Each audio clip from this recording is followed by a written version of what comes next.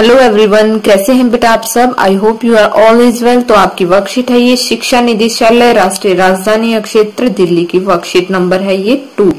ये आज बेटा मंगलवार को आपकी मैथ की वर्कशीट आई है, गणित की वर्कशीट है ये आपकी। ये जो है 7वीं क्लास की वर्कशीट है। कौन सी क्लास की है बेटा? सिर्फ 7वीं क्लास की ये वर्कशीट है आपकी, 7th क्लास की।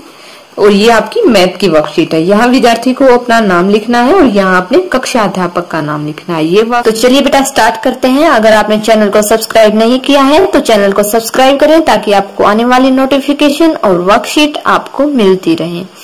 तो स्टार्ट करते हैं आंकड़ों का संग्रह। आंकड़ों का संग्रह आज का जो हमारा टॉपिक है वो है आंकड़ों का संग्रह। आओ दोहराएं। आंकड़े यानी कि डाटा, तथ्यों का एक संग्रह जैसे कि संख्या, शब्द, माप, अवलोकन या चीजों का विवरण क्या कहलाता है बेटा? आंकड़े कहलाता है। आंकड़े क्या कहलाता है? संख्या, शब्द, माप, अवलोकन या चीजों का विवरण क्या कहलाता है बेटा? आंकड़े कहलाता है।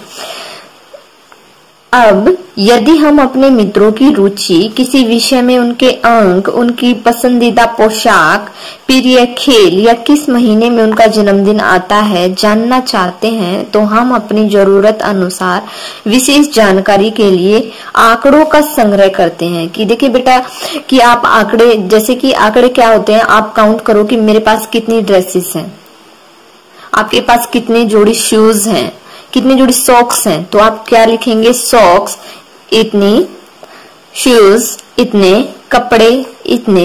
तो वो क्या हो जाते हैं? हमारे आंकड़े हो जाते हैं। तो आओ आंकड़े एकत्रित करें।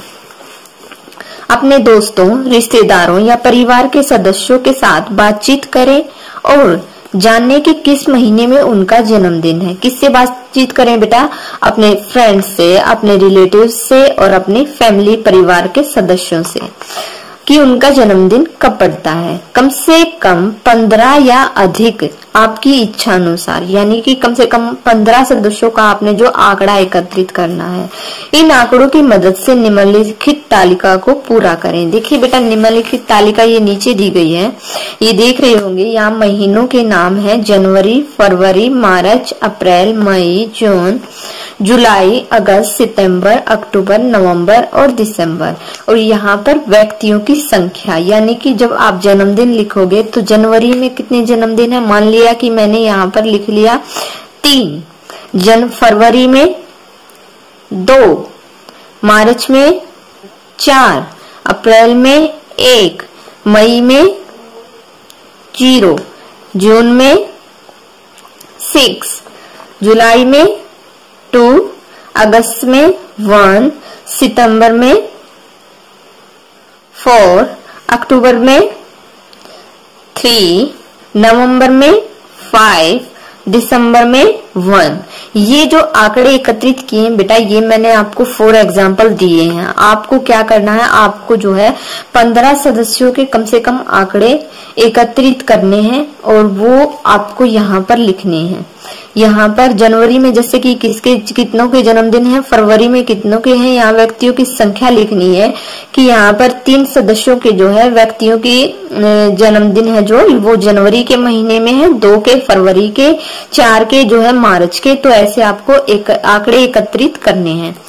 नेक्स्ट है बेटा कि आंकड़ों का संग्रह आंकड़ों से आवश्यक विशिष्ट जानकारी को प्राप्त करने के लिए ध्यान में रखते हुए किया जाता है।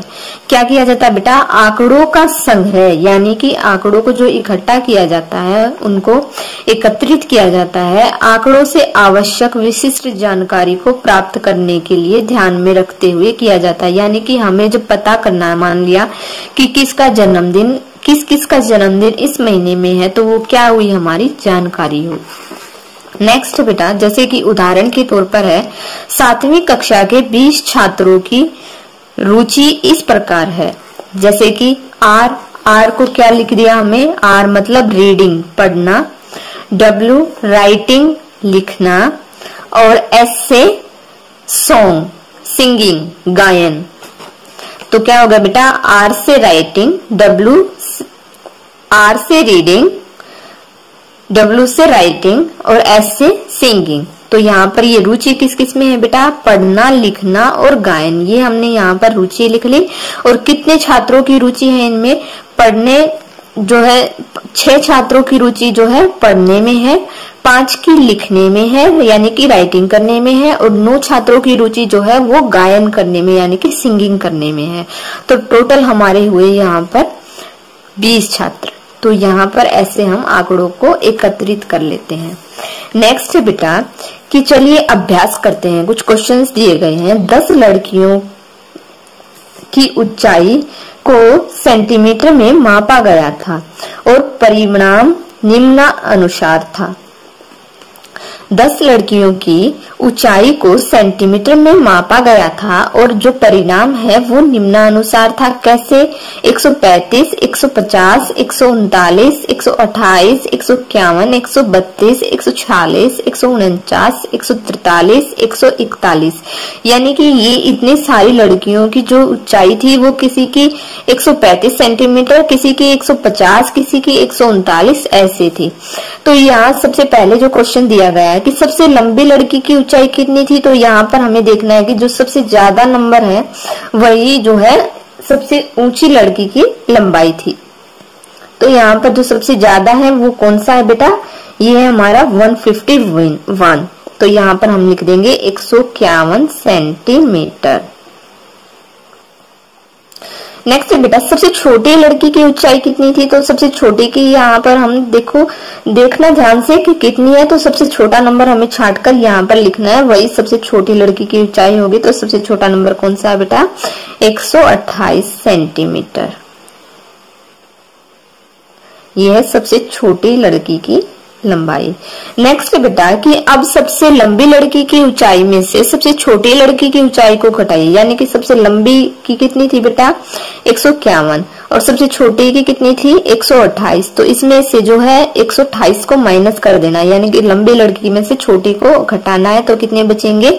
यहाँ पर हमने 1 ले लिया है, यहाँ हो गए हैं 11, 11 में से 8 गए 3, और यहाँ पर रह गए हमारे 4, 4 में से 2 गए 2। तो कितनी सेंटीमीटर की वो है बेटा? 23 सेंटीमीटर। 23 सेंटीमीटर जो है वो लड़की बड़े वाली से लंबी लड़की से जो है छोटी लड़की 23 सेंटीमीटर छोटी है। नेक्स्ट बार अधिकतम मान में से न्यूनतम मान का घटाव हमें देता है। क्या देता है बेटा? परिसर यानी कि रेंज। रेंज क्या होती है? रेंज होती है बेटा अधिकतम मान माइनस में न्यूनतम मान। यानी कि जब हमने अधिकतम था हमारा 151 और हमारा न्यूनतम था 128, तो इसमें से जब हम इसको माइनस कर देंगे तो ये हमारा क्या आ गया बेटा? ये हमारा परिसर यानी कि रेंज आ गई हमारी। ये क्या आ गया बेटा? परिसर। आई होप बेटा आपको वर्कशीट समझ में आ गई होगी। अगर आपको वीडियो अच्छी लगी तो प्लीज लाइक कीजिए, शेयर कीजिए एंड सब्सक्राइब कीजिए। Thank you.